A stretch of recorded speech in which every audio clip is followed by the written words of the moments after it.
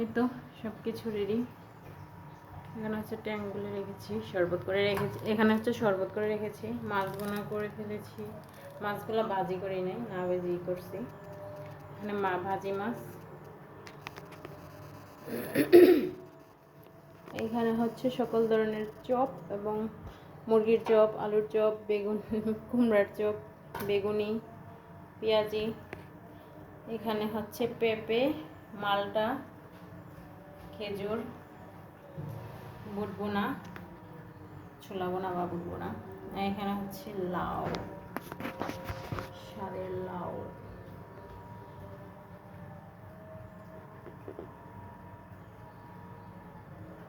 ইয়া করো, লাস্টে দেওয়া দৌড় লাস্টে।